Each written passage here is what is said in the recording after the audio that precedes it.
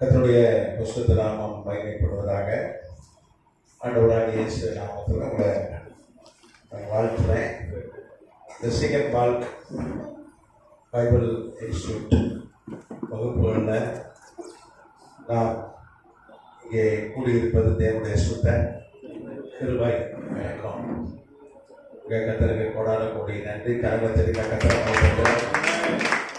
அருமையான பாஸ்டர் ஐயா, சொன்னப்ப ஐயா, பாஸ்டர் அம்மா, உடன் ஊழியர்கள், வந்திருக்க தேவ ஊழியர்கள், தேவ பிள்ளைகள் எல்லாருக்கும் என்னுடைய நன்றியை தெரிவித்துக் கொள்கிறேன். நம்ம சகோதரிக்கு நீங்கள் பிறந்தநாள் வாழ்த்துக்களை நான் தெரிவித்துக்கிறேன். சிஸ்டர் பேர் என்ன? தமிழரசி. சகோதரி கர்த்தர் ஆசீர்வதிப்பாராக, கோடி கோடியை பெருக்கும்படி செய்வாராக, வருஷத்தை நன்மையாக கூடி சென்று வராங்க. எல்லாம் ஒரே கலர்ல வந்திருக்காங்க. வீட்டுக்காரோட ஆமாம் உருமணம் ஒற்றுமை அது ஓங்கணும். கர்த்தர் இன்னும் சமாதானத்தை கொடுக்கணும். நம்ம தொடர்ந்து தானியல் தீர்க்கதரிசி புத்தகம் தான் ஆய்வு செஞ்சு வரோம். போன வகுப்புல ரொம்ப ஆட்கள் வராதனால போன வகுப்புல என்ன ஆய்வு செய்வோம்? நீதிமொழிகள் 6:30. சூப்பர். என்ன வசனம்? சரி, சரி. இன்றைக்கு நம்ம இந்த தானியலை கண்டினியூ பண்ணலாம்னா, இன்னைக்கு அந்த கற்றுக்கொண்டவங்க தொடர்ச்சியா சிலர் இன்னும் வரல. திருப்பி இல்லைன்னா ஒரு 2 வாட்டி கிளாஸ் எடுக்க வேண்டியதாக இருக்கும். அதனால் இன்னைக்கு வேற வகுப்பை நம்ம தொடரலாம். கர்த்தர் நாமம் மகிமைப்படுவதாக. அல்லேலூயா. நமக்கு குளிர் ஆரம்பிச்சிட்டு இதுதானே, மழை நின்றுட்டு இப்போ மழை இல்லைன்னு சொல்கிறாங்க.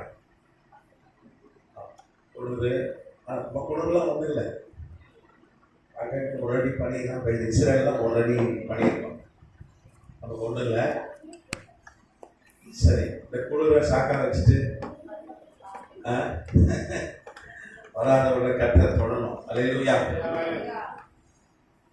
அங்கே இப்போலாம் அமெரிக்கா, இங்கிலாந்து, மேற்கத்திய நாடு பனி கொட்டுது.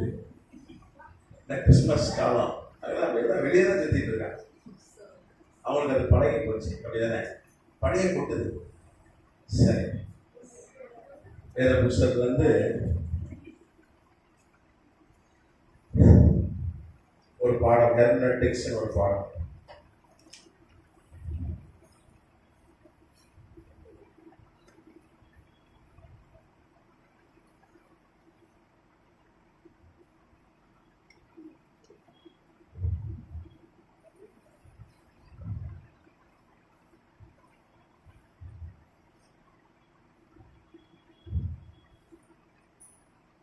அப்படின்னா என்ன அர்த்தம்? வேத வியாக்கியானம்.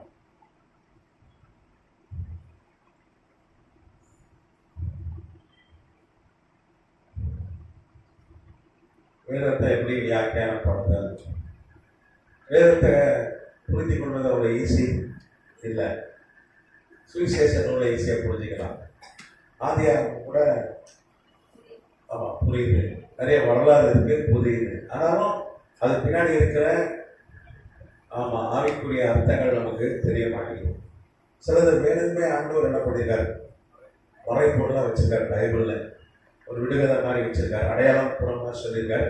இப்போ அதெல்லாம் நம்ம கற்றுக்கொள்ளணும், ஆய்வு செய்யணும். அதுக்கு தான் ஆண்டவராகிய பரிசுத்த ஆவியானவரை ஆண்டவர் நமக்கு கொடுத்துருக்கிறார். அதுபோக தேவ ஊழியர்களை நமக்கு கொடுத்துருக்கிறார். அப்போ அதை கற்றுக்கொள்வது அந்த பாடம் பேர் தான் ஹெர்மெனெட்டிக்ஸ். ஹெர்மெனெட்டிக்ஸ்ன்றது ரோம பாஷையில் வேத வியாக்கியானம்னு அர்த்தம். ஏன்னா அந்த காலத்தில் பைபிள் காலேஜ் பாடத்திட்டம்லாம் ரோம மொழிய பேர் வச்சுட்டாங்க. நீங்கள் கேட்பாங்க, நீங்கள் பைபிள் காலேஜ் படிச்சீங்கன்னா? ஆமாம். எங்கே படிச்சீங்க? நான் சீகன் பால் பைபிள் இன்ஸ்டியூட்டில் படித்தேன். ஹெர்மெனெட்டிக்ஸ் படிச்சீங்கன்னா? அப்படியா அப்படின்னு நீங்கள் கேட்கக்கூடாது. அதனால தான் என்ன பண்ணுறேன், அதையும் நான் உங்களுக்கு எழுதி போடுறேன். சரி, நான் வாசிக்கலாம். ஆதியாகம புஸ்தகம் 6ஆம் அதிகாரம் 32ஆம் வசனம்.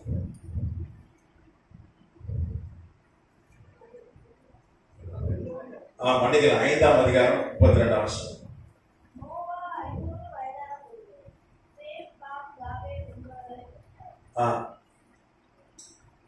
இங்க ஒரு ஆளை சொல்லக்கூடிய பேர் என்ன? நோவா. நோவாக்கு இப்ப எத்தனை வயசு? 500 வயது. அவனுக்கு பிள்ளைங்க பிறகுறாங்க, 3 பிள்ளைங்க.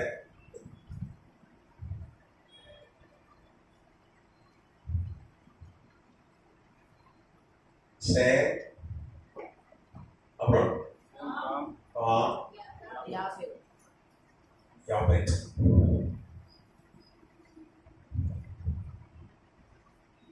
வேதம் சொல்லுது 500 வயசு நோவாக்கு வரும் பொழுதுதான் பிள்ளை பிறந்தது. அப்போ அதுக்கு முன்னாடி பிள்ளை பிறந்ததா என்ற ஒரு கேள்வி எழுந்ததா இல்லையா?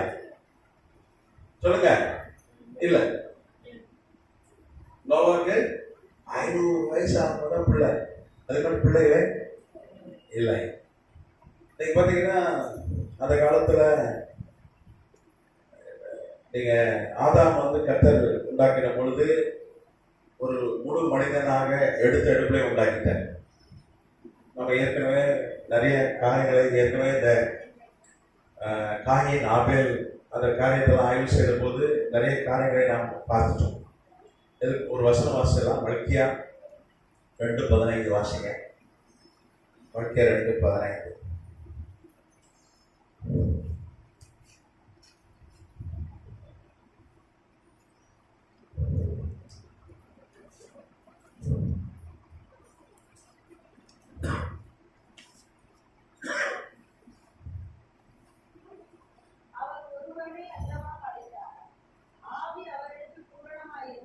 பரிபூரணமாயிருந்தது.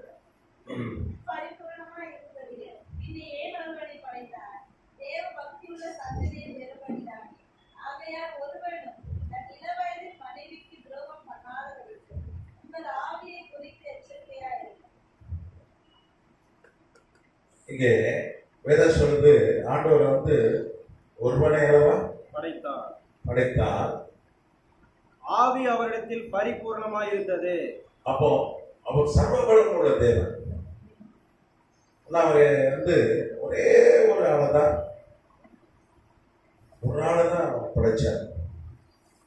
படைச்சாரு. அவர் நினைச்சிருந்தா 1 கோடி பேரை என்ன பண்ணிருக்கலாம், படைச்சிருக்கலாம். இதுதானே 1 கோடி பேரை அவர் படைத்திருக்கலாம். கர்த்தருக்கு சொத்துறோம். ஆனா அவரு ஒரே ஒரு ஆளைதான் படைத்தார் என்று வேதம் சொல்லுது. கர்த்தருக்கு சொத்துறோம். அப்போ அவரு கோடிக்கணக்கில் நினைச்சுதான் படைச்சிருக்கலாம். ஆனா ஒரே ஒரு மனிதனை படைத்தார், ஒரே ஒரு பெண்ணை உண்டாக்கினார். எதுக்குன்னா ஒரு தேவ பக்தி உள்ள ஒரு சந்ததி எழுப்பணும்காக. கர்த்தருக்கு சொத்துறோம். அவர் நினைச்சிருந்தா இப்பவே 800 கோடி ஜனம் இருக்கு இந்த உலகத்துல. 800 கோடி ஜனத்தையும் ஃபுல்லா என்ன பண்ணிருக்கலாம், படைச்சு அனுப்பிடலாம். ஆனா அவர் அப்படி செய்யல. ஏன்னா ஒரே ஒரு ஆளை உண்டாக்கி அவனை நல்லா ஒழுங்குபடுத்தி அவனுக்கு ஒரு மனைவியை கொடுத்து அவனுக்கு கற்றுக் கொடுத்து தேவ பக்தி உள்ள ஒரு சந்ததியா மாற்றணும் அப்படின்றதுதான் அவருடைய திட்டம். ஆனா மனுஷன் பாவம் செஞ்சான். அதுக்கப்புறம் மரணம் வந்தது. நித்திய ஜீவன் எங்க இருந்தது? ஏதேன் தோட்டத்தில் இருந்தது. நம்ம ஏற்கனவே பார்த்தோம். ஏதேன் தோட்டம் 2017 ஜெர்மன் நாட்டு விஞ்ஞானிகள் டாக்டர் லீ கிளேர் தலைமையில தெற்கு மெசொப்பொட்டாமியா ஈராக்ல கண்டுபிடிச்சிருக்காங்க. நீங்க ஈராக் போனீங்கன்னா பார்த்துட்டு வரலாம். அங்க ஏதேன் தோட்டத்துல இருந்து எடுத்ததெல்லாம் வெயிட் பண்ணலாம், பார்த்துட்டு வரலாம். ஈராக் எப்போ போறீங்க? பாஸ்போர்ட் வாங்கிட்டு ஜனவரியில் ஜோம் பண்ணிட்டு நம்மளாம் ஈராக் ஒரு டூர் போகலாம். பக்கத்தில் இருக்க ஒரு ஊருக்கே போக முடியல பாஸ்டர். நீங்கள் எங்கேயோ ஈராக் இருக்க, நீங்கள் பாஸ்போர்ட் ஒன்று வாங்கிட்டு ஜோம் பண்ணுங்க. ஆண்டவரை நான் போகணும், போகிறோம். இதுதான் ஆண்டவராக போகிறாரு. இதெல்லாம் பார்க்கணும், வேற எதுக்கு இல்லை, சுற்றி பார்க்கறதுக்கு இல்லை, இதெல்லாம் பார்த்துட்டு வரணும் அப்படின்னு சொன்னீங்கன்னா ஆண்டவர் கொண்டு போவார். எதிராமத்துக்கு சொத்துறோம். அப்போ ஆதாம் வந்து வரலாற்று ஆய்வுகள்லாம் என்ன சொல்லுது, வேத பண்டிதர்கள் என்ன சொல்றாங்க, 21 வயசா இருக்கும்போது தோட்டத்தை விட்டு கர்த்தர் வெளியே துரத்திட்டார். ஏன்னா வேதம் சொல்லுது அவர் பாவம் செய்ததுனால கர்த்தர் என்ன பண்ணிட்டார். ஆதியாகமம் 3:24 பார்த்தீங்கன்னா, ஆதியாகமம் 3:24 வேதம் சொல்லுது, அவர் மனுஷனை துரத்தி விட்டு ஜீவ விருட்சத்துக்கு போகும் வழியை காவல் செய்ய ஏதேன் தோட்டத்துக்கு கிழக்கே கேருபெண்களையும் வீசிக் கொண்டிருக்கிற சுடரொளி பட்டயத்தை வைத்தார். ஏதேன் தோட்டத்துக்குள்ள ஆதாமி உள்ள விடாதபடி என்ன பண்ணார், வெளியே துரத்திட்டாரு. ஏவாளையும் என்ன பண்ணாரு, துரத்திட்டாரு, காவல் வச்சுட்டாரு. அதுக்கப்புறம் தான் வேதம் சொல்லுது, 4ஆம் அதிகாரம் வாசிங்கன்னா, ஆதாம் தன் மனைவி ஏவாளை அறிந்தார், அவள் கற்பகுதியாகி காயினை பெற்றார், கர்த்தரால் ஒரு மனுஷனை பெற்றேன் என்றார். கர்த்தநாமத்துக்கு ஸ்தோத்திரம். அப்போ ஏதேன்ல இருக்கும்போது அவனுக்கு குழந்தை இல்லை.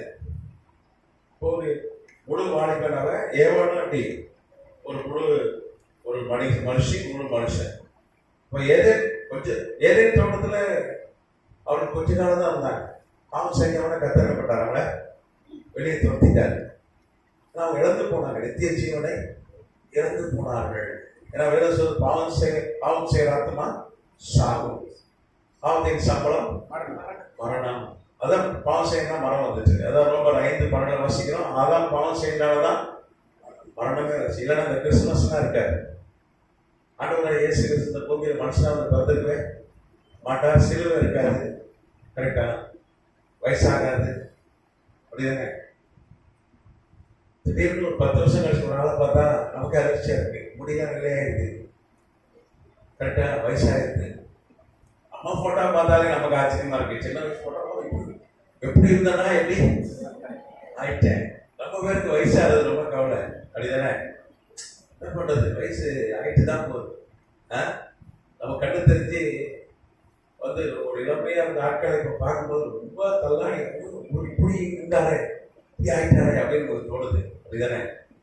அது காரணம் பாவம் செய்தனாலதான் ஆண்டவர் வந்து என்ன பண்ணார், என்றும் இளமையை தான் நம்மளை உண்டாக்கினார். வயசே ஆகாது, முடி கூட்டாது, வெள்ள முடி ஆகாது, கரெக்டா, அப்படிதான் உண்டாக்கினார். கர்த்தநாமத்துக்கு ஸ்தோத்திரம். பாவத்தின் சம்பளம் மரணம், பாவம் செய்யற ஆத்மா சாகும்.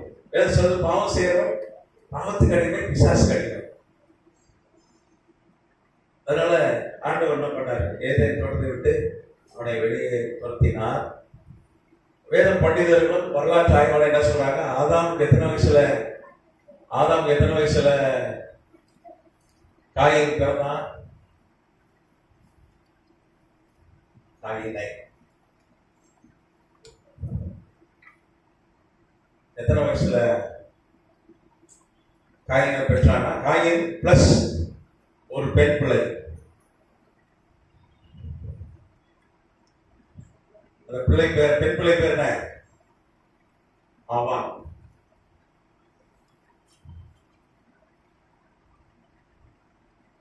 முதல் பிரசவமே இரட்டை பிரசவம். ஏன் இரட்டை பிரசவம்னா, ஆண்டவர் என்ன சொன்னாரு, ஆதியாகமம் 1ஆம் அதிகாரம் 28ஆம் வசனம். ஆதியாகமம் 1:28. ஆமா.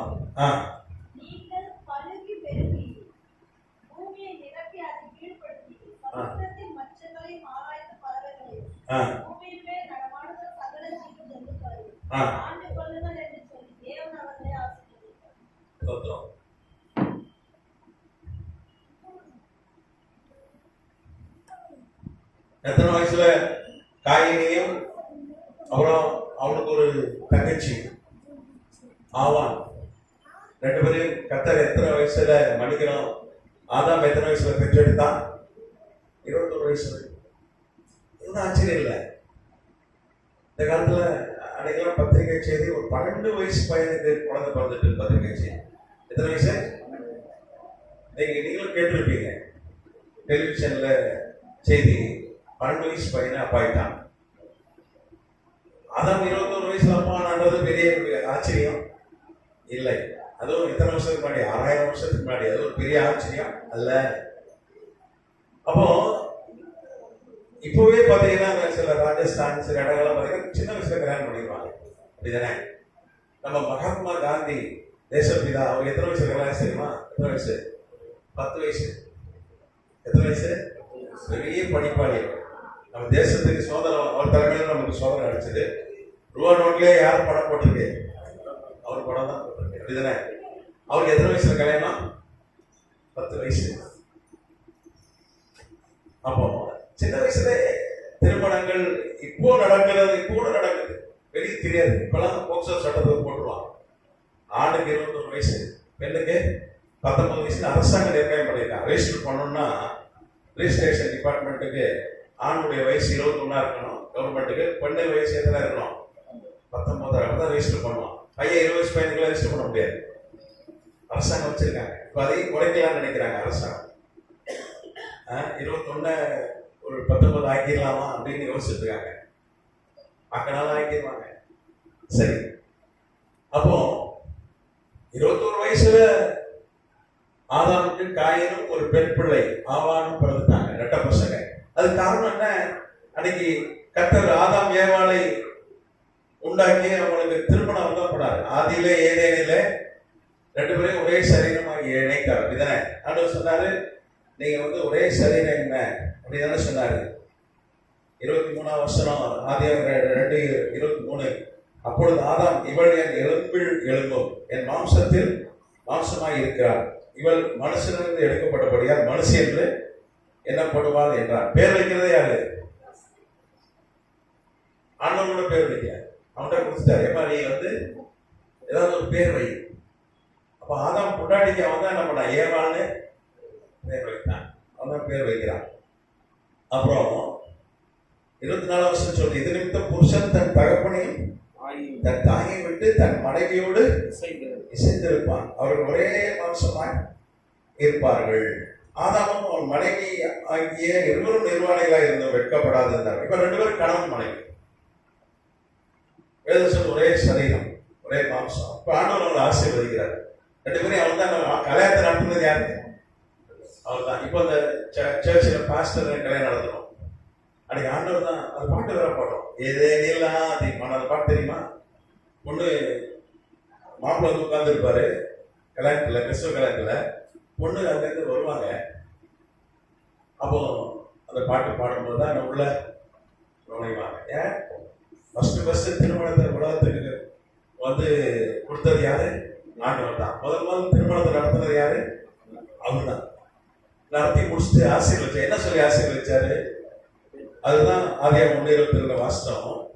பின்பு தேவன் அவர்களை, நீங்கள் பழுகி பெருகி பூமியை நிரப்பி அதை ஏற்படுத்தி சமுத்திரத்தின் மச்சங்களை ஆகாயத்தின் பறவைகளை பூமியின் மேல் நடமாடுகிற சகல ஜீவ ஜந்துக்களை ஆண்டு கொள்ளுங்கள் என்று சொல்லி தேவன் அவர்களை ஆசீர்வதித்தார். இந்த மணமக்களை என்ன சொல்லி ஆசீர்வதிச்சார்?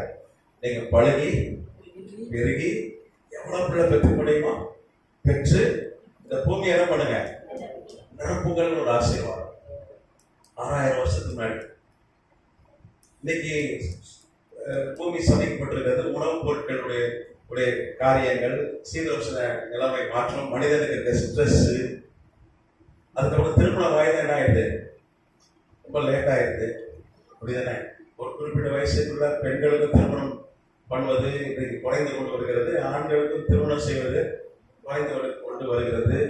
அவங்க என்ன சொல்றாங்கன்னா, நாங்க செட்டில் ஆகிட்டு கல்யாணம் பண்றோம். நானும் பார்த்துட்டேன், செட்டில் ஆகி கல்யாணம் பண்றோம், ஒருத்தர் கூட செட்டில் ஆகல. ஏன்னா வேதம் சொல்றது, மனைவியை கண்டடைகிறவன் நன்மை. நாங்களாம் ஒண்ணு இல்லாம தான் கல்யாணம் பண்ணோம். கொண்டாட்டி பார்த்தா செட்டில் ஆகும்.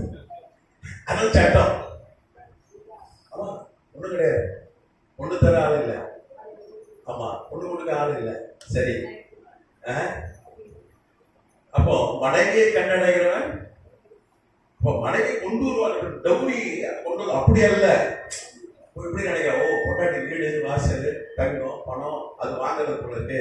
அப்போ நம்மளால தப்பா புரிஞ்சுக்கிறான். மனைவியை கண்டடைகிறவன் அதுதான் நன்மை நினைச்சுக்கலாம். இல்லை இல்லை, அது நன்மையே. நானும் பார்த்தேன், டவுரி வாங்கி கல்யாணம் பண்ணலாம் யாரும் ஒன்றும் நல்லா இல்லை. டவுரி வேணும் சொல்லணும், அந்த நகையை வாங்கி இடம் போட்டு பார்க்கலாம். கரெக்டா இருக்கா கிராமம்லாம்? ஆ? எங்க அக்கா கல்யாணம் பண்ணும்போது எங்க அக்கா ஹஸ்பண்ட், எங்க அக்கா மாமனார் ஒரு திராசம் வந்துட்டாரு. இடையில போட்டு பாக்குறேன். நான் பக்கத்துல இருந்து அப்ப சின்ன பையன் வேடிக்கை பாக்குறேன். இப்படிலாம் ஆள் இருக்காங்க, அப்படிதான் இருக்கான். அது நன்மை அல்ல. மனைவியை கண்டடைகிறான், நன்மை கண்டடைகிறான், கத்திரிடத்துல இருந்து தய வச்சு கொள்கிறான். இப்ப ஆண்டவர் வந்து ஒத்த கட்ட ஒத்த இருக்கான் பாருங்க. அவன் மனைவியோட போனா அவன் ரொம்ப ஆசீர்வதிப்பார். எத்தனாமத்துக்கு சொல்றோம். நீங்க சமாரியா நாட்டுக்கு போறாரு. அப்ப சமாரியா ஸ்திரீ கிட்ட சொல்றாரு, நான் உனக்கு கொடுக்குற தண்ணீர் வந்து அது என்னாலும் தாங்க எடுக்காது, வருஷம் தாங்க எனக்கு ஜீவ தண்ணீரை நான் உனக்கு தருவேன்றார். உடனே அவன் சொன்னா எனக்கு தாங்க, போய் புருஷனை கொடுப்பான ஜோடியா வாங்கின சொன்னாரா இல்லையா? அவன் இப்போ அப்படிதான் சொல்றாரு, ஜோடியா வாங்க, நீ ஜோடியா வந்தீங்கன்னா நான் உனக்கு உங்களை ஆசீர்வதிப்பேன் அப்படின்றார். கதனாமத்துக்கு இந்த செக் புக்ல பாத்தீங்கன்னா 2 பேர் கையெழுத்து போட்டாதான் பேங்க்ல மாத்தக்கூடிய செக் புக் இருக்கும். பாத்துறீங்களா? Joint account. நம்ம அக்கௌண்ட் ஜாயிண்ட் அக்கௌண்ட் தான். நம்ம அப்படி இல்லை, ஒருத்தையா கையெழுத்து போடுறோம். அது பேங்க்ல 2 டைம் துட்டு இல்லாம திருப்பி வந்தது. துட்டு இருக்கு, இடம் எடுக்க முடியல. ஆட்டோ சொல்றா 2 பேரும் சேர்ந்து கையெழுத்து போடுங்கப்பா செக்ல, பணம் எவ்வளவு வேணாலும் எடுத்துக்கங்கன்னு சொல்றாரு. அப்போ ஒரு மணி கணவன் மனைவி எப்படி இருக்குமா? ஒரே சரீரமா இருக்கணும்னு வேதம் சொல்லுது. என் பணம், உன் பணம் அப்படின்லாம் பேசக்கூடாது. அப்படித்தானே? உன் சொந்தக்காரன், உன் வீடு, என் வீடு, எல்லாம் நம்ம வீடு, நம்ம பணம், இது நம்ம வண்டி, இது உன் வண்டி, இது என் வண்டி அப்படின்னு பேசக்கூடாது. இது நம்ம வண்டி. சரி, நாம அது இன்னைக்கு கிளாஸ் இல்லை, இது அப்படியே போற போகல அப்படியே டச் பண்ணிட்டு போறோம். அப்போ அன்றைக்கு பிள்ளை பேற்று கர்த்தர் ஆசீர்வதித்து அன்னைக்கு ஏராளமான பிள்ளைகள் பிறந்தார்கள். கர்த்தநாமத்துக்கு சொந்தம். இன்றைக்கு சூழ்நிலை சரியில்லை. அதனால இன்னைக்கு இந்த மலட்டுத்தன்மை நீக்கிற ஆஸ்பத்திரி ஏகப்பட்டது ஏகப்பட்டது. கோயம்பாடு திரும்பணும்னு அப்படி இங்க ஒன்று இருக்கு, லைனா இருக்கு ஃபெர்டிலிட்டி ஹாஸ்பிட்டல். ஹோட்டல் மாதிரி ஹோட்டலோட அதிகமாக தான் இருக்கு. காரணம் இன்னைக்கு சூழ்நிலை. இவன் என்ன பண்றான், கஷ்டப்பட்டு செட்டில் ஆகிட்டு தான் கல்யாணம் பண்ண, லேட்டா கல்யாணம் பண்றான், சம்பாதிச்சதெல்லாம் கொண்டு போய் பண்றான். ஒரு பிள்ளையை பெற்று எடுக்கிறதுக்கு போய் அந்த ஆஸ்பத்திரி கொடுக்கலாம். 5 லட்சம் 10 லட்சம் கொடுத்தாதான் ட்ரீட்மெண்ட் கொடுக்குறான். சும்மா ஃப்ரீ கிடையாது. சம்பாதிச்சதை கொண்டு போய் கொடுக்குறான், போய் கொடுக்குறான். அப்போ ஆண்டவர் கொடுத்த முதல் ஆசீர்வாதம் என்ன? ஆதாம் ஏவாளுக்கும் நீ வீடு கட்டி பெரிய பணக்காரனாகி அப்புறம் பிள்ளை பெற்றுக்கொள்ள, முதல்ல உனக்கு அழுகி பெருகி பூமியை நிரப்பினாதான் நீ உன்னால என்ன பண்ண முடியும், ஆண்டு கொள்ள முடியும் என்று வேதம் சொல்லுது.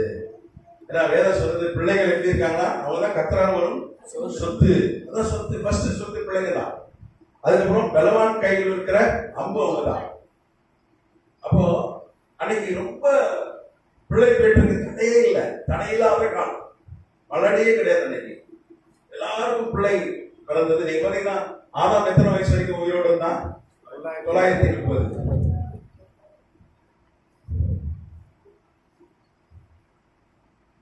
930. வருஷம்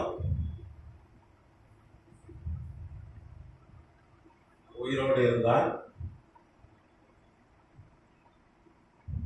1800க்கும் அதிகமான பிள்ளைகளை பெற்றான்.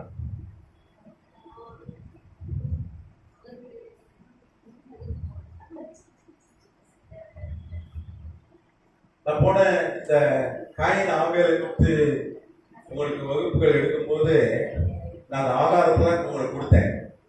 ஆதாரங்களை உங்களுக்கு நான் சொன்னேன். திருப்பி அந்த ஆதாரங்களை உங்களுக்கு எழுதி போடுறேன். எப்படி நீங்க சொல்றீங்க எத்தனை பிள்ளைங்க இருந்தாங்கன்னு நீங்க கேட்கலாம். அந்த ஆதாரங்களை நான் உங்களுக்கு இப்போ காண்பித்து கொடுக்குறேன். சரி, இதெல்லாம் வந்து எங்கேருந்து எடுத்தீங்க?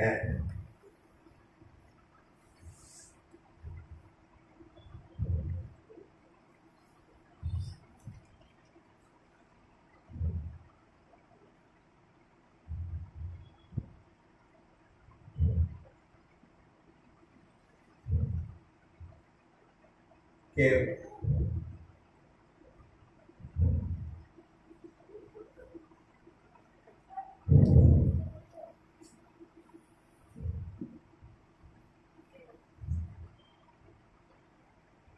இது ஒரு கைப்பிரதி. கைப்பிரதினா தோல் சுருள எழுதுறது.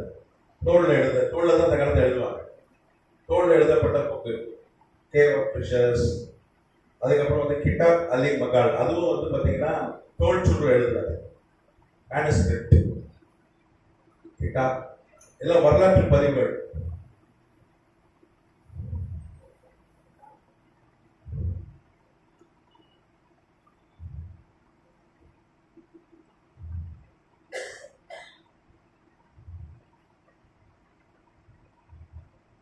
அதுக்கப்புறம் வரலாற்று ஆய்வாளர் எழுதின இஷாக் அல் தபாரி, அது ஒரு தோல் சுருள் தான், தோல்ல எழுதுனது தான். அவர் பேர் அல் தபாரி. அந்த தோல் சுருள் பேர் அல் தபாரி.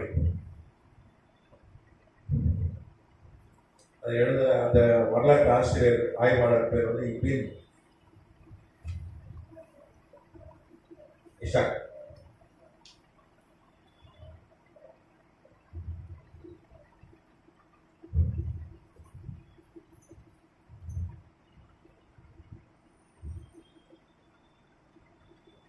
ஹிஸ்டாரியன், வரலாற்று ஆசிரியர்.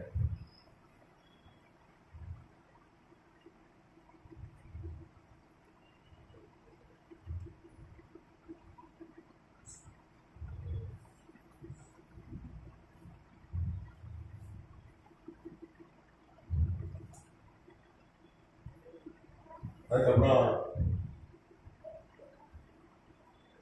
ஜோசபஸ், இவர் ஒரு வரலாற்று ஆசிரியர்.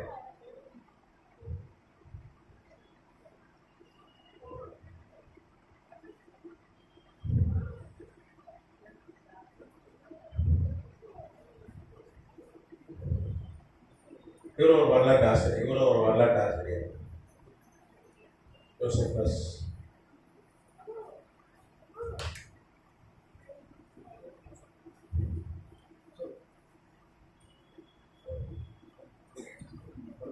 அதுக்கப்புறம்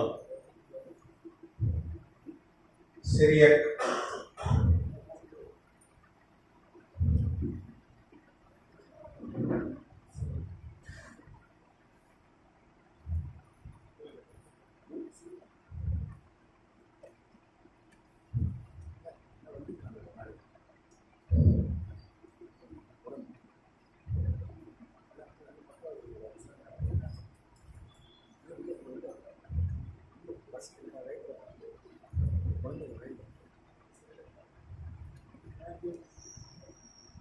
சிரியாக் கேவ் ஆஃப் ட்ரெஷர், இது குகையில கண்டுபிடிக்கப்பட்ட தோல் சுருள். அதுக்கப்புறம்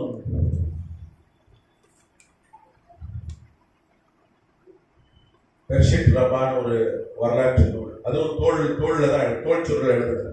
தோல் சுருள் பெர்ஷிட்.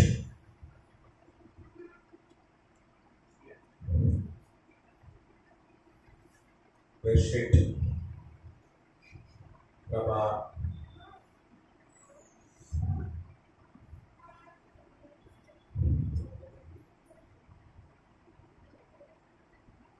இது ஒரு ஸ்க்ரால், இது ஒரு ஸ்க்ரோல்.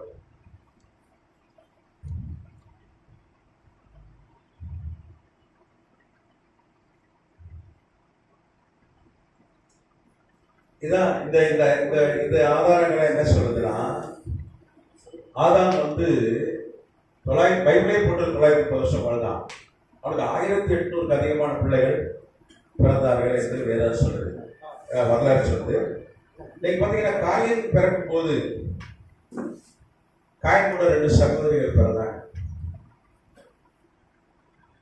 காயின் ஆபேல், நம்ம போன வகுப்புல பார்க்கும்போது காயின் முதல் மகன்.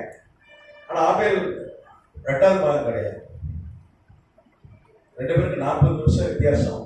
அப்போ அந்த 40 வருஷத்துல எக்கச்சக்கமான பிள்ளைகள் பிறந்திருப்பாங்க அப்படின்னு நம்ம பார்த்தோம்.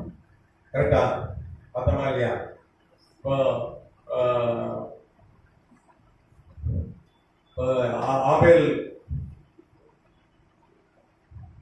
ஆபேலுடன் 2 பெண் பிள்ளைகளை ஏவாள், பெட்ரா. நீங்க கேட்கலாம், பைபிள் ஏன் இதெல்லாம் எழுதல? இதெல்லாம் பைபிளில் முக்கியமான காரியங்கள் தான் எழுதுறாங்க.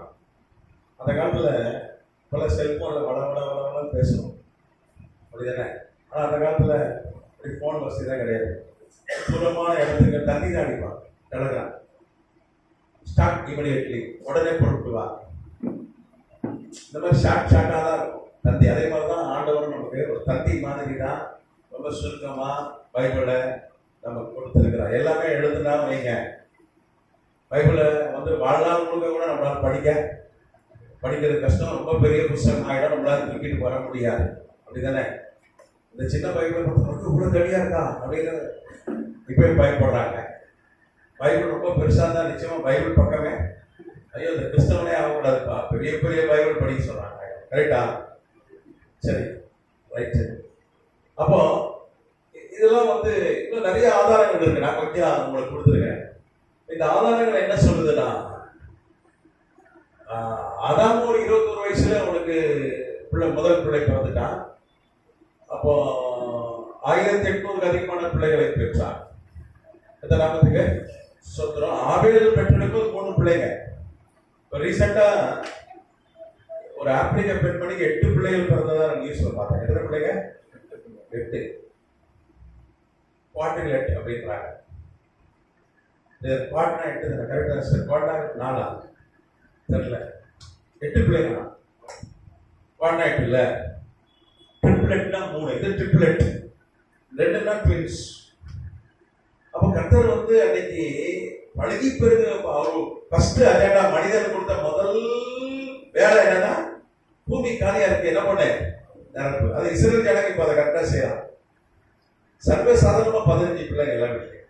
நீங்க யூடியூபை பாருங்க, இஸ்ரேலுடைய வாழ்க்கையை போட்டு யூடியூப் பார்த்தீங்கன்னா, நான் ஒரு யூடியூப் பார்த்தேன்.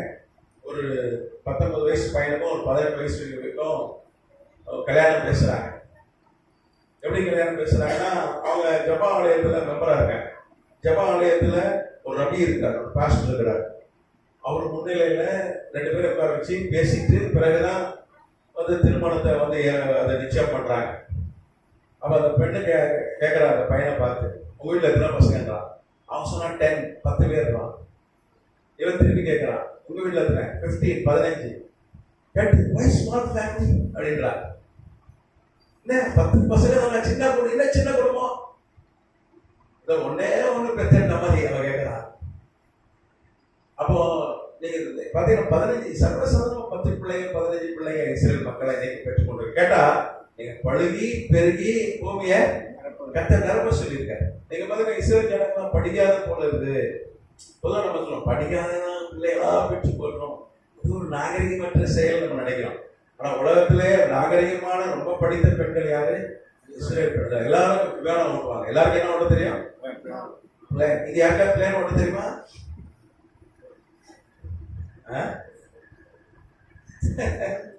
எல்லாருக்கும் பெண்கள். அதுவும் எந்த பிளேன் ஓட்டுவாங்க? சாதாரண பிளேன்லாம் கிடையாது, சண்டை போடுகிற ஏர்ஃபோர்ஸ் விமானம். அதெல்லாம் எவ்வளவு கஷ்டம் தெரியுமா? அவதான் ஓட்டி கொண்டு போடுறாங்க. எதிரி நாடெல்லாம் கலக்குது, கொண்டு போட்டு ஓடி வந்துடுறாங்க. அப்ப அந்த பெண்கள் தான் என்ன பண்றாங்க கேட்டா, கர்த்தர் எங்களுக்கு கட்டளை கொடுத்திருக்காரு, பழகி பெருகி பூமியை நிரப்புகள். அதுதான் நாங்க செய்யறோம். அதெல்லாம் இஸ்ரேலை கர்த்தர் ஆசீர்வதிச்சிருக்கிறார். கர்த்தராமத்துக்கு சுத்திரம். ரைட்டு. அப்போ நீங்க நோவா வந்து 500 வயதா இருக்கும் போது 3 பிள்ளைகளை பெற்றான், சேம்காம், யாப்பேத்து. நீங்க நல்லா கவனிங்க, நோவா காலத்துல ஜனத்தொகை வந்து எவ்வளவு? நான் ஏற்கனவே சொல்லியிருக்கேன் 77 40 நோவா காலம் ஜனத்தொகை பாப்புலேஷன் 77 கோடியே 40 லட்சம் 40 லட்சம் 77 crores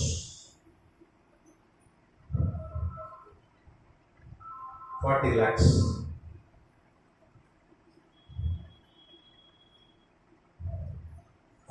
நீங்க கேட்கலாம், உங்களுக்கு எப்படி தெரியும்?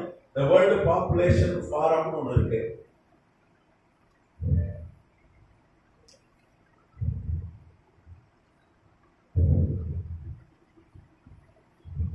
வேர்ல்டு பாப்புலேஷன் ஃபாரம் இருக்கு. அதுக்கப்புறம் ஹியூமன் சென்சஸ் ஃபாரம் இருக்கு. இதெல்லாம் வந்து யுஎன், யுனைடெட் நேஷன் ஆர்கனைசேஷன், ஐநாவை சார்ந்தது. ஐநா சபை கேள்விப்பட்டீங்களா? இந்த விஞ்ஞானிகள் வேலை என்னன்னா, ஒவ்வொரு உலகம் ஓடினது எத்தனை, ஒவ்வொரு வருஷம் எவ்வளவு பேர் இருந்தாங்க அப்படி ஆராய்ச்சி பண்றது தான் அவங்களுடைய வேலை. அது ஒரு பெரிய சயின்ஸ். ஸ்டாட்டிஸ்டிக்கல் இன்ஜினியரிங் வாங்க இருக்கு. அந்த டேட்டாவெல்லாம் அவங்க ஆராய்ச்சி பண்ணிக்கிட்டே இருப்பாங்க. அப்படி அவங்க ஆய்வுகள் தான் என்ன சொல்லுதுன்னா, நோவா காலத்தில் எவ்வளவு பேர் இருந்தாங்க? 77 கோடியே 40 லட்சம். நம்ம இந்தியாவுடைய பாதி ஜனத்தொகை உலகம் ஃபுல்லா இருந்தாங்க. இந்தியாவில் பாதி ஜனத்தொகை. அப்போ உலகம் ஃபுல்லா இந்தியாவில் இப்போ எவ்வளோ? இந்தியா 140 கோடி தாண்டிட்டோம். நம்ம 150 கோடி ஆயிட்டோம். ஒன்னே நம்ம நம்பர் 1ல இருக்கோம். ஜெயிச்சிட்டோம். எதுல ஜெயிச்சிட்டோம்? இப்போ நம்பர் 1ல இருக்கோம். ஆனா டாலர் வந்து 45 ரூபாய். அந்த டாலர் இப்ப 90 தாண்டிடுச்சு. அதுலயும் ஜெயிச்சிட்டோம். டபுள் ஆயிடுச்சுல. வெக்கக்கேடு. வெக்கக்கேடு. பொருளாதாரம் விழுந்து போயிருக்கு. இன்னைக்கு இருக்கிற ஆட்சியாளர்கள் வந்து சரியா ஆட்சி செய்யல. அதனாலதான் இந்த பிரச்சனை. நம்ம ஜாப் பண்ணணும். இவங்களுக்கு பொருளாதாரம் தெரியல. கரெக்டா?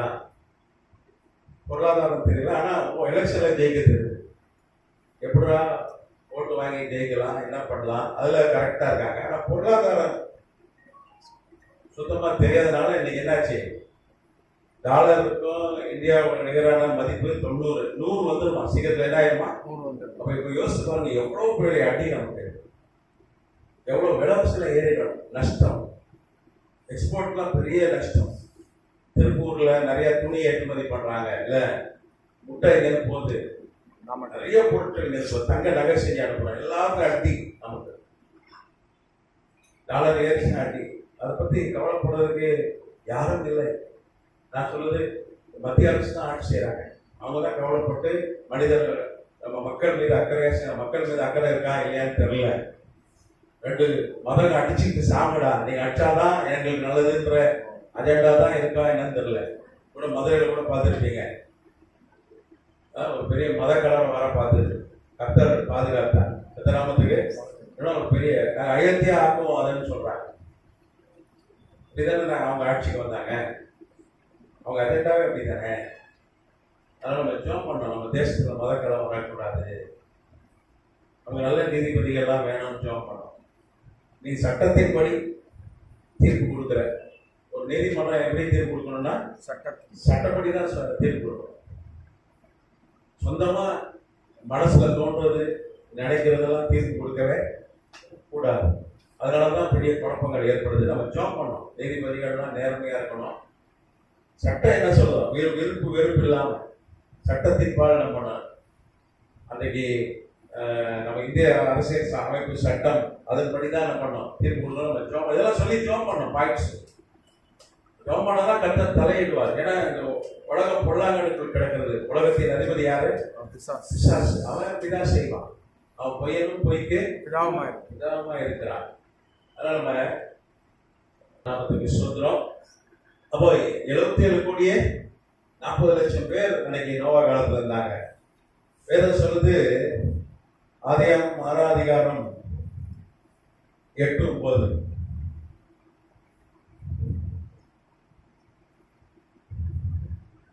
ஆதியாகமம் 6:8-9 சொல்லுது, உலகத்திலே நீதிமான் யாரு? உத்தமன்.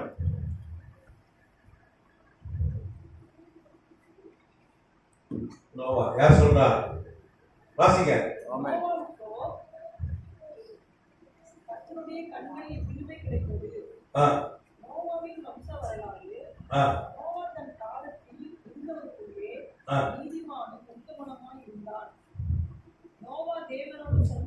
வேதம் சொல்லுது, தன் நோவா காலத்தில் உயிரோடு இருந்தவர்களே ஒருத்தர் நீதிமான் யாருன்னா பிளஸ் நீதிமான். நீதிமானும் உத்தமனுமா இருந்தார் நோவா. யார் சொல்றார்? கர்த்தர் சொல்றார். அப்புறம் நோவா தேவனோடு சஞ்சயத்தை கொண்டு வந்தார். அப்போ அன்னைக்கு உலகத்துல எவ்வளவு பேர் வந்தாங்க? 77 கோடியே 40 லட்சம் பேர் வந்தாங்க. அதுல ஒரே ஒருத்தர் தான் நல்லவன். ஏன்னா அவங்க ஒருத்தர் தான் காக்கப்பட்டார். எல்லாத்தையும் அழிச்சு போட்டார் ஆண்டவர். எல்லாம் அயோக்கியன்றதுனால தான் அழிச்சு போட்டாரு. நோவா குடும்பத்தை மாத்திரம் தான் பாதுகாத்தார். 8 பேர் மாத்திரம் தான் பாதுகாக்கப்பட்டார்கள். அப்ப ஆண்டவர் வந்து நம்ம சொல்லிக்கலாம், நான் நல்லவன், உத்தமன், நான் வந்து நீதிமான், நம்ம சொல்லிக்கலாம். ஆனா கர்த்தர் சொல்லணும். நீங்க பைபிள் பாத்தீங்கன்னா யோபு பார்த்து சொன்னார் ஆண்டவர். அப்புறம் தாவீதை பார்த்து என்ன சொன்னார்? இருதயத்துக்கு ஏற்றவன் சொன்னார். ஒரு சிலர் ஆண்டவர் சொன்னார், எல்லாரையும் சொல்லல. யோனாவை பார்த்து என்ன சொன்னார்? எரிச்சலா இருக்கிறது நல்லதான்னு கேட்டார்ல. ஆனா நோவா பார்த்து ஆண்டவர் சொன்னார், உலகத்திலேயே ஒரே ஒரு உத்தமன் யாருன்னா நோவா தான். நீதிமன் யார் தான்? பொதுவா அப்போ அவனதான் நல்ல ஆசீர்வதிச்சிருக்கணும். கரெக்டா? ஒரு நல்லவன் தானே ஆசீர்வாதமா இருக்கணும். ஆனா அந்த நல்லவனுக்கு எத்தனை வயசுல பிள்ளை பிறகுது? 500 வயசுல. அப்ப அவனுக்கு எத்தனை வயசுல கல்யாணம் ஆயிருக்கும்? சும்மா சொல்லுங்க. மார்க்கெல்லாம் கிடையாது. மார்க் போட்டு மைனஸ் மார்க்கெல்லாம் போட்டுவான்னு கேட்கலாம். சும்மா சொல்லுங்க. சும்மா சொல்லுங்க. 200 வயசு இருக்கும். ஒரு நேரம் கவனிச்சிங்கள? ஆதாம் எத்தனை வயசு கல்யாணம் ஆச்சு? 21. ஆமா.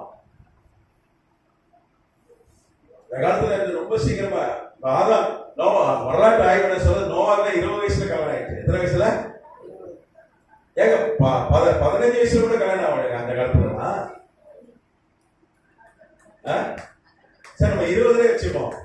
எத்தனை வயசுல? 20 வயசுல கல்யாணம் ஆச்சுன்னா அவங்க எத்தனை வயசுல குழந்தை இல்ல? 480 வருடங்கள். நோவாக்கும் நோவா மனைவி பேர் என்ன? நான் ஏற்கனவே சொல்லியிருக்கேன்.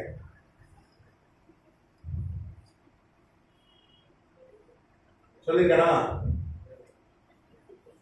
என்னது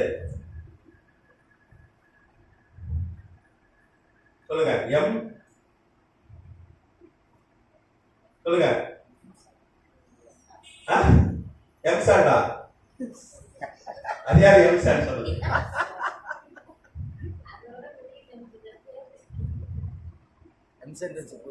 எம்சாரா? எம்சார் வச்சுங்க. எம்ஜிஆர் ஞாபகம் வச்சுங்க.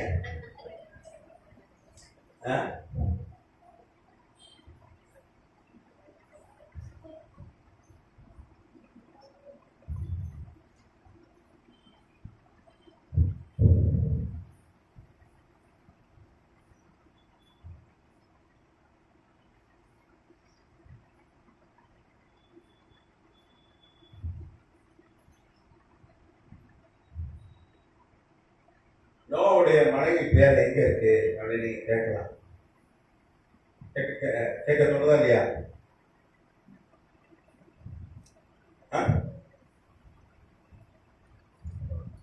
சொல்லுங்க.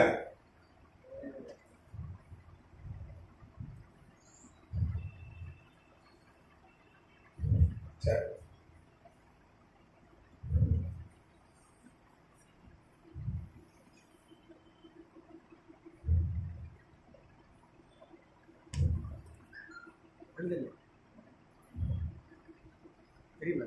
முழு பேர் என்ன தெரியுமா? எம்சார் நாமா.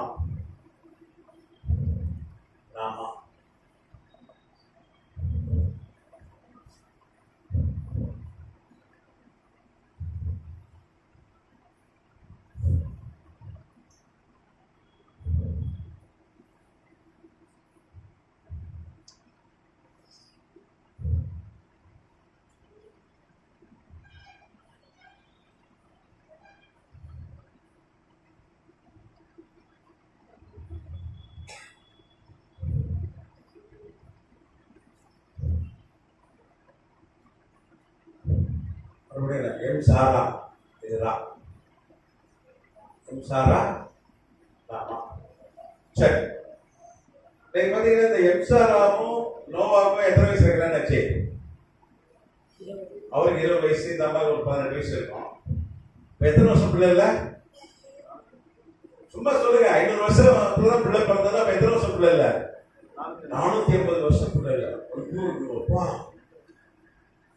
எத்தனை வருஷம் பிள்ளை இல்ல? 480 ஆண்டு வருடங்கள் மலடி. நோவன் மணியன் சாரா வந்து மலடி. 10 கல்யாணம் பண்ணியிருப்பாங்க. மலடி. இப்பவே பிள்ளை இல்லைன்னா என்னெல்லாம் சொல்லி திட்டுறாங்க, என்னெல்லாம் அவமானப்படுத்துறாங்க, எவ்வளவு கஷ்டமா இருக்கு. இப்பவே டிஜிட்டல் உலகத்துல இவ்வளவு காலம், இவ்வளவு விஞ்ஞானம் வளர்ந்த யுகத்துல, ஆனா அன்னைக்கு எப்படி இருக்கும்? நோவா ஒருத்தன் தான் நல்லவன், சுத்தி ஜனங்க இருக்கிறாங்க. எத்தனை எவ்வளவு ஜனம் இருக்காங்க? 77 கோடியே 40 லட்சம் பேர் இருக்கா. அவ்வளவு பேருக்கே பிள்ளை இருக்கு. ஒருத்தர் வருஷத்துக்கு 2 பிள்ளை, 3 பிள்ளை, 4 பிள்ளை இருக்கா. அப்போ நோவா ஒரு 1000 பிள்ளையா பெற்றிருக்கணும். எத்தனை பிள்ளை பிறந்திருக்கணும்? நியாயப்படி பார்த்துருந்தா ஒரு 1000 பிள்ளை பெற்றிருக்கணும். கரெக்ட் தான் நான் சொல்றது. ஏன்னா 3 பிள்ளை 4 பிள்ளைன்னு பிறகுது. ஆனா 480 வருஷமா ஒரு நல்லவன், உத்தமன், நீதிமான், ஒரு பாவம் செய்யாதவன், கர்த்தருக்கு பிரியமான, இவனதான் கர்த்தர் ஆசீர்வதிச்சுக்கணும். ஆனா இவனுக்கு தான் பிள்ளை இல்லை. சுத்தி இருக்க என்ன சொல்லியிருப்பான்? நோவா பாரியா இயேசுவை வணங்குறான், நம்மளாம் வணங்கல, நம்ம இஷ்டம் போல ஜாலியா இருக்கணும், நம்ம நல்லா இருக்கையா. நோவா விழுந்து விழுந்து கும்பிடுறாயா ஏசாமிய. அப்படிதானே? அப்படிதான் சொல்லுவான். நம்ம ஆளு ஜெபம் பண்றான், எப்ப பாரு ஜெபம் பண்றான். ஆனா நோவாக்கு ஒரு பிள்ளை கூட இல்லையா? உண்டா இல்லையா? மற்றவங்க விக்கிரக ஆராதனை செஞ்சிருப்பான். அவன் சொல்லுவான், எங்கதான் கரெக்ட், எங்க வழிதான், நீ வந்து தப்பா கும்பிடுற நோவா அப்படின்னு சொல்லியிருப்பான். உண்டா இல்லையா? சொல்லியிருப்பான். இப்ப 480 வருஷம் ஒரு பிள்ளை கூட இல்லை நோவாக்கு. இப்ப 480 வருஷம் ரத்த கண்ணீர் வடிச்சிருப்பான். யோசிச்சு பாருங்க. இந்த வருஷம் பிள்ளை வந்துடும், இந்த வருஷம் பிள்ளை வந்துடும் சொல்லி எப்படி அவங்க அவளோடு காத்துட்டு இருப்பாங்க. ரத்த கண்ணீர் வடிச்சிருப்பான். சொல்லிருப்பான், என்ன ஆண்டவரே, நான் ஒருத்தர் தான் உங்களை வணங்குறேன், நீங்க என்ன உத்தமன்னு சொல்றீங்க, நீதிமான்னு சொல்றீங்க, இந்த சர்டிபிகேஷன் என்ன நான் என்ன பண்றது? ஒரு பிள்ளை கொடுத்தா கூட எனக்கு நல்லா இருக்குமே, இந்த சர்டிபிகேட் என்ன பண்றது? அப்படிதானே? சர்டிபிகேட் என்ன பண்றது அப்படின்னு கேட்டிருப்பான். நம்மளால அப்படிதான் சொல்லுவோம், ஆண்டவரே இந்த சர்டிபிகேட் எல்லாம் வேண்டாம், இப்ப தயவுசெய்து ஒரு பிள்ளை தாங்க அப்படின்னு சொல்லியிருப்போம். இல்லையா? ஆனா வேற சொல்ல, அவன் தேவனோடு அவன் சஞ்சரித்தான், நீதிமான், உத்தமன் அவன். அன்னைக்கு உலகத்தில் இருக்கான். சில பேர்ல கூட நல்லவன். ஆனா அந்த நல்லவனுக்கும் 480 வருஷமா பிள்ளை இல்லை. சரி, அதுக்கப்புறம் 500வது வயசுல ஆண்டவர் ஒரு பிள்ளையை 3 பிள்ளைகளை கொடுக்குறாரு. சேம், காம், ஒரு பொம்பளை பிள்ளை கூட கொடுக்கலையா? சுத்தில வீட்டுல எல்லாம் பொம்பளை பிள்ளை பிறகு, பாவி அயோத்தியெல்லாம் பொம்பளை பிள்ளை பிறகு. ஆனா நோவாக்கு ஒன்னொன்னதான் பிறக்கியா. ட்வின்ஸ் வர மாட்டேங்கி, ட்ரிப்ளட் வர மாட்டேங்கி, 8 பிள்ளைகள் கூட பிறகுது. ஆனா இங்க ஒரு பிள்ளைதான், ஒன்னே ஒண்ணு, கண்ணே கண்ணு. சரி, அதுக்கப்புறம் யாம், அப்புறம் யாபேர். ஒரு பொம்பளை பிள்ளை கூட இல்லை. நீங்க இந்த ஆம்பளை பையன் பெற்று இருக்கிற பெற்றோட போய் கேட்டாதான் தெரியும் ஒரு பொம்பளை பிள்ளையோடைய அருமை. அவங்களுக்கு தான் தெரியும். என் வீட்டுல வந்து கேட்டீங்கன்னா, என் வயிற்று கேட்டீங்கன்னா சொல்லுவா, 2 ஆம்பளை பையங்க உங்களை உட்கார வச்சு ஒரு 2 நாள் வரைக்கும் கூட சளைக்காம 2 நாள் சொல்லுவா. அவ்வளோ மேட்டர் இருக்கு அவர்கிட்ட. இந்த ஆம்பளை பையன்களும் பேச மாட்டாங்க. ஒரு வயசு வந்துட்டா விளையாட ஓடிடுவாங்க. அப்புறம் ஒரு வயசு வந்துட்டா என்ன பண்ணிடுவாங்க, ஃப்ரெண்ட்ஸோட போயிடுவாங்க. எங்கேயாவது கூப்பிட்டாலும் வர மாட்டாங்க, எங்கேயாவது ஊருக்கு போனவானாலும் வர மாட்டாங்க. அது ஒரு குறிப்பிட்ட வயசு வரைக்கும் தான், அதுவும் வர மாட்டான். ஆம்பளை பிள்ளைய பெற்றவங்களுக்கு தான் தெரியும் ஆளு யாருங்க. அதுக்குன்னு அவனுக்கு கெட்டவனுக்கு இல்லை, ஆம்பளை பசங்க அப்படிதான் இருப்பான். நான் பொண்ணுங்க தான் அட்டாச்சா, அம்மா அப்பா கூட அட்டாச்சா. அவன் பொம்பளை பிள்ளை பெற்றவர்கள் பாக்கியமானது. அப்படிதானே? அப்படிதான் சுத்தி இருக்கவங்கலாம் வந்து சந்தோஷப்பட்டாங்கன்னா, நோவாக்கோ ஒரு பொம்பளை பிள்ளை கூட இல்லை, ஒரு பெண்ணு கூட இல்லை, 3 ஆம்பளை பசங்க தான். எத்தனாமத்துக்கு சொந்தம். அதோட ஆண்டவர் நிறுத்தி நிப்பாட்டார். அதுக்கப்புறம் பிள்ளை தரல. சரி, பிள்ளை கொடுக்க ஆரம்பிச்சாரு. நீங்க பாத்தீங்கன்னா ஆதியாகமம் 7ஆம் அதிகாரம் 11ஆம் வசனம் வாசிக்கலாம். ஆதியாகமம் 7:11. 600 வயசு. இரண்டாம் மாதம் ஆ. 17ஆம் தேதியாகிய ஆ. அந்நாளிலே மகா ஆழத்தின் ஊற்றுகளெல்லாம் பிளந்தன, வானத்தின் மலர்களும் பிளவுண்டன. வேலைக்குள்ள போயிட்டான். எத்தனை வயசுல போனா? 600. 600. அப்போ 500 வயசுல சேம்காம் யாபேத், 100 வயசுல 100 வருஷம் கழிச்சு எங்க போயிட்டான்? வேலைக்குள்ள போயிட்டான். அப்போ வருஷத்துக்கு ஒரு பிள்ளை பிறந்தா கூட அவன் எத்தனை பிள்ளை பிறந்திருக்கான்? 600. கொடுத்துருவோம்ல. உலகத்திலே ஒரு 450 வருஷம் பிள்ளை ஒரே அளவு தான். அதுக்கு ஒரு 3 பிள்ளை உலகம் தான். மற்ற எல்லாருக்கும் ஏராளமான பிள்ளை. சரி, வருஷத்துக்கு ஒன்று கொடுத்தா 100 ஆயிருக்கும்ல. கரெக்டா இல்லையா? ஆனா ஆண்டவர் பாருங்க, சிலதெல்லாம் செய்யறது நமக்கு புரியவே புரியாது. ஏன்னா வேதம் அவர் வழி வேறு, நம்ம வழி. ஆமா, நம்ம நம்ம பார்க்க அவர் பார்க்கிற பார்வை வேறு, நம்ம பார்க்கிற பார்வை வேறு. அவர் என்ன சொல்றாரு? என்னை பின்பற்றி வானாரு. நான் உனக்கு முன்னே போவேன், நீ பின்னாடி வந்தீங்கன்னா கோணல் ஆடவையில் என்ன பண்ணுவேன்? சமயம். நம்ம என்ன பண்றோம்? ஆடவே கோணல் ஆடவையில் செவிதேன்னு சொன்னீங்களே அப்படின்னு சொல்ல மாட்டான். அவர் போறாரு, பின்னாடி போக மாட்டேங்க, இப்படி போயிடலாம். அவர் அப்படி போறாருன்னா நம்மளால எப்படி போலாம்? இப்படி போயிட்டு இங்க வாங்க, இங்க வாங்க, இப்படி வாங்க. நம்ம திட்டம்ல அப்படித்தானே இருக்கு. நம்மளே ஒரு பிளான் போடுவோம், ஒரு ஜெபம் பண்ணுவோம். ஆண்டவர் இதை இப்படி செஞ்சிருங்க, இதை இப்படி செஞ்சிருங்க, இத்தனை நாள் கூட இதை செஞ்சு முடிச்சிருங்க. நம்ம அவருக்கு ஐடியா கொடுப்போம். ஆனா அவர் வழி வேறு, நம்ம வழி வேறு. அதான் பிரச்சனை. நம்ம பின்னாடி அவர் என்ன செய்ய, என்னை பின்பற்றி வா.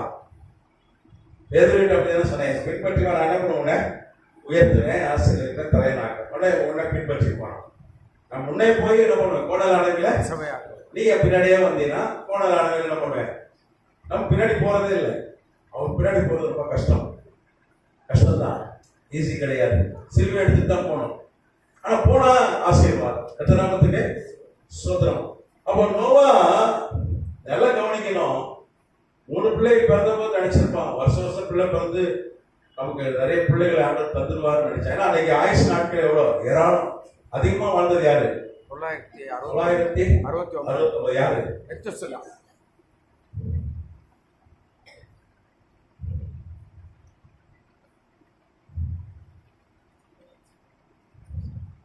நினைச்சிருப்பான் 500, ஒரு 900 வருஷம் கூட வாழ்ந்தவங்க ஒரு 4 பிள்ளைகளா பிறந்தவங்க கணக்கு போட்டிருப்பான். ஆனா கர்த்தர் அவன் கொடுத்தது வெறும் 3 தான். உலகத்திலே கம்மியா பிள்ளை பெற்றவன் யாரு? அவன்தான்.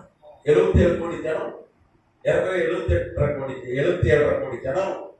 உலகத்துல ஒரே ஒருத்தன் தான் பிள்ளை இல்லாம இருக்கிறான். 450 வருஷமா ஒரே ஒருத்தன் தான் 3 பிள்ளை பெற்றிருக்கிறான். ஒரே வருஷம் தான், ஒரே ஒருத்தன் தான் உத்தமன், ஒரே ஒருத்தன் தான் நீதிமான், ஒரே ஒருத்தர் தான் கர்த்தரோடு சஞ்சரிக்கிறான். மற்றெல்லாம் பாவிகள். அவ்வளவு நல்லவங்க தான் கர்த்தரை அழிச்சிருக்க மாட்டார், எல்லாத்தையும் அழிச்சிக்க மாட்டார். கரெக்ட் தானே? 8 யூனியன் குடும்பத்தார மாத்திரம் பாதுகாத்து கொண்டார். ஆனா நோவா பாத்தீங்கன்னா வேதம் சொல்லுது, நீங்க 2 பேதுருல வாசிச்சீங்கன்னா பிரசங்கித்தான் என்று வேதம் சொல்லுது. நோவா பிரசங்கம் பண்ணான். அது எந்த வருஷம்? அவன் 100 வருஷம் பிரசங்கம் பண்ணான். வசனத்தை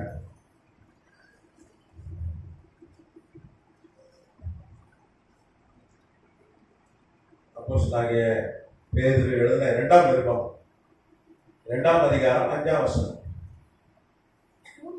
பேதுரு 2 பேதுரு 2:5. பூர்வ உலகத்தையும் தப்பவிடாமல் நீதியை பிரசங்கித்தவனாகிய நோவா முதலான 8 பேரை காப்பாற்றி அவபக்தியுள்ள நிலைத்த உலகத்தின் மேல் ஜலப்பிரளயத்தை வரப்படும்.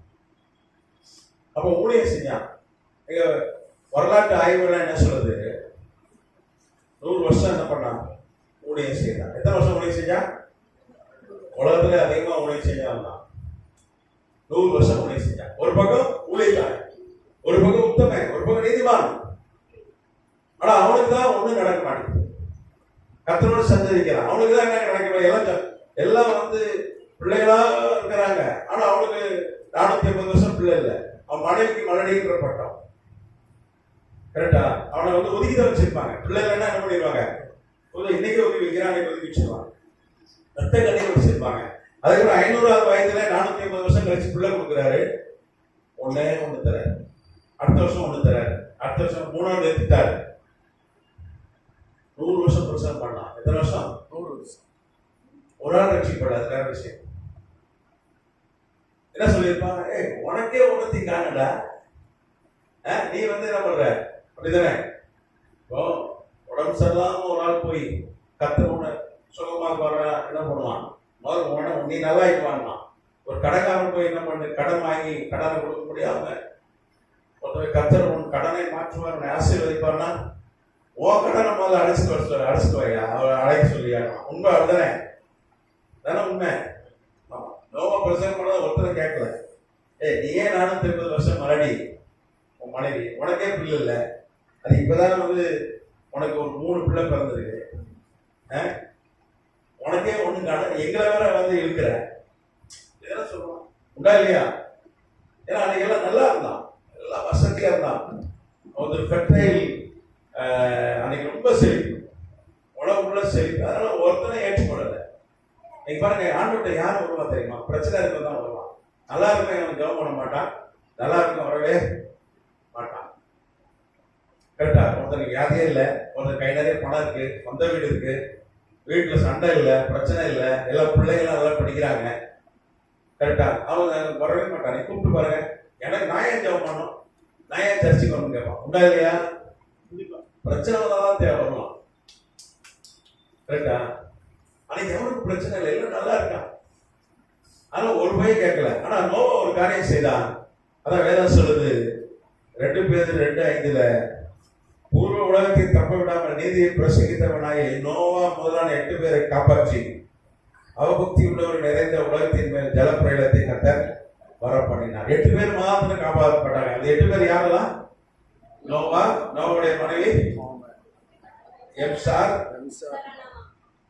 ஆமா எம்சார் நாமா, ரைட், எம்சாரா நாமா, பிறகு சேம் காம் யாபேத், சேம் காம் யாபேத்து அவருடைய 3 மனைவி, ஆமா சேம் காம் யாபேத்துடைய மனைவிகள், 3 மனைவிகள். அவங்க பேர்லாம் நான் உங்களுக்கு எழுதி போடுறேன்.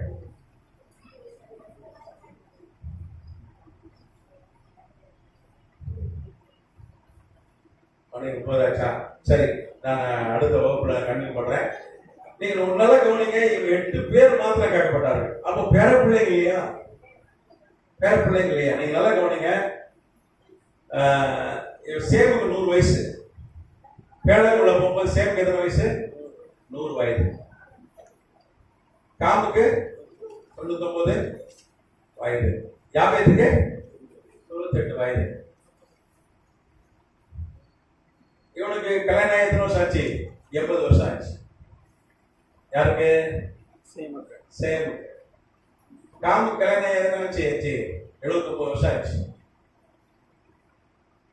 யாபேத்து கல்யாணம் ஆகி 78 வருஷம் ஆச்சு.